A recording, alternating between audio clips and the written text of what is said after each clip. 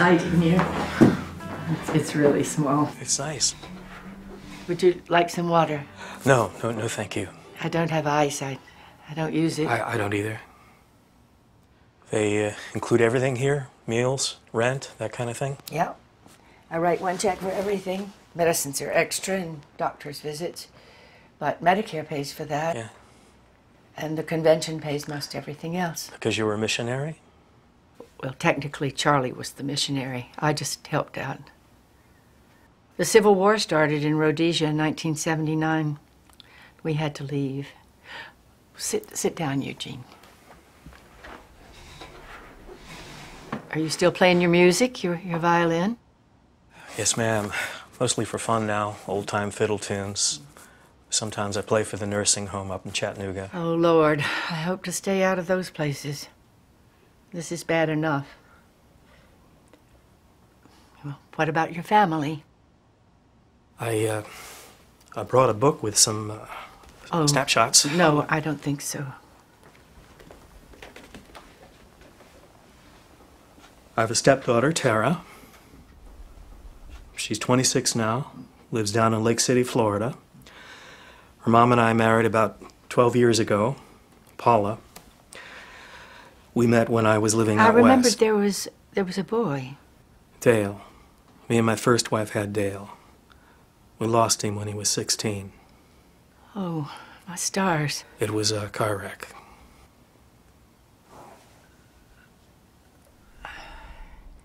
Do you remember when you were in college and you went to that music camp up in the mountains? Oh, Brevard, North Carolina. I was 21 that summer. And do you remember I came up one night and we went out for coffee after your concert? That's about all I remember about you. I remember Brevard. Hills on hills. Charlie and I were on 6-month furlough from Africa, and I had to drive 2 towns over to get a motel room for the night. And it was over $30 back then.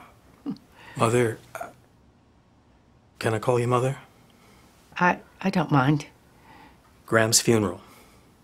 I thought I'd see you there. You live close. It was just something I chose not to do.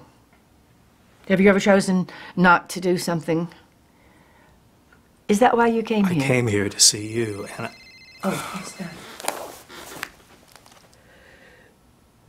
Could you excuse me for a moment? Hello? Hey, honey, what's going on? That's great. Okay, well, let me call you back later when I get back on the road, okay? Yep, I will. I love you too.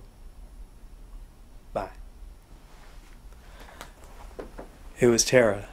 She and her husband just closed on their first house. Well, that's nice.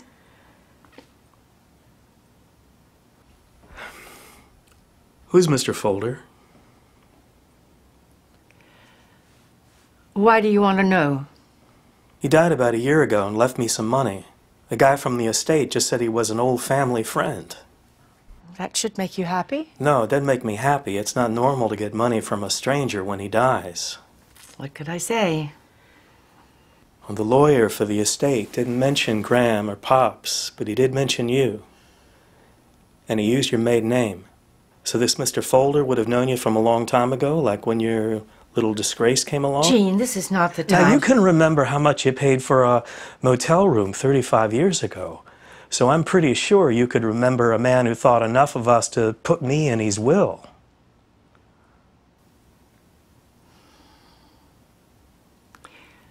Well, all right. I'll tell you what I can remember.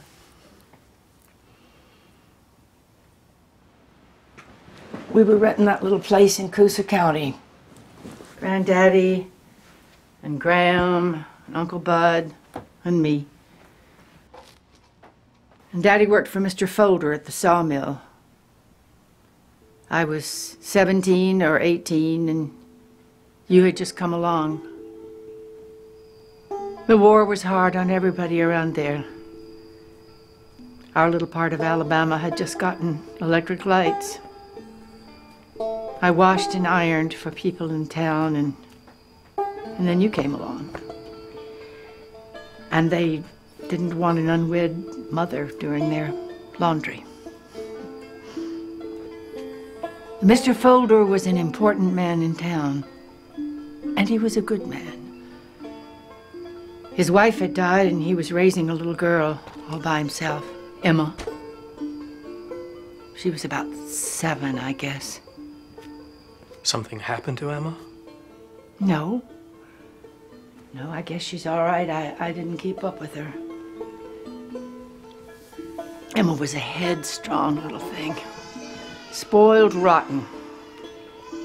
And apparently that Christmas she decided she wanted something really special. Nothing else would do. And her daddy got her everything she wanted. She didn't have a mommy, but Lord, she wanted to be a mommy. Poor thing. Daddy! Daddy! It was just for that one Christmas, and the next 2 Christmases. And after that, you weren't a baby anymore. No, I guess I wasn't. Mr. Folder's daughter borrowed me for Christmas. Oh, no, Eugene, it wasn't like that. Mr. Folder insisted that he and Granddaddy make a financial arrangement, and we needed the money. How'd you spend it? Well, the first year, we bought you clothes. And the second year, Daddy bought seed and a couple of second-hand tools for his woodworking. And the third year? The third year paid for some of my books at Tuscaloosa nursing school. I had a little tuition scholarship, and I worked nights at Western Union. Look, Eugene, I'm not proud of this. I missed you those Christmas times. But then I went off to college, and Graham took care of you completely from then on. And at that time, there were some days I barely could take care of myself. Nobody meant anything by it. It just helped us get along. Did you hear from him again? Mr. Folder. Every Christmas, a check arrived. And your pops started a bank account. And after he died, Graham bought savings bonds. And so when you went off to college, that's how she paid for it. That and, And what? Well, by then, Charlie and I were on the mission field. And we set aside a little every month for that purpose, for your education. I didn't know. Well, I guess I didn't want you to know. I'm sorry. Why are you sorry? I don't know, just that you were poor and had to do stuff like that to get by. I never felt right about it. It's not that you weren't loved. It's just that I wasn't able.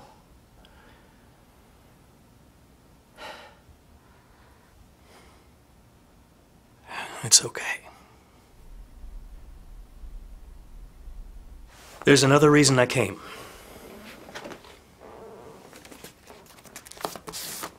It's for you. What is it? It's money from Mr. Folder's estate. You were in his will, too. They just didn't know how to reach you. They asked me to give it to you. I had to find you first. My stars. The only thing is, the check's only good for a year, and the year ends in less than a week. So you better cash it quick. My stars. Mother, I promised Paula I'd be home by 11, and it's a 3-hour drive. Oh, all right. Eugene, Yes, ma'am. Do you think one day you could come back and play your fiddle for the group here? Let me take some time, okay? Yeah. Okay.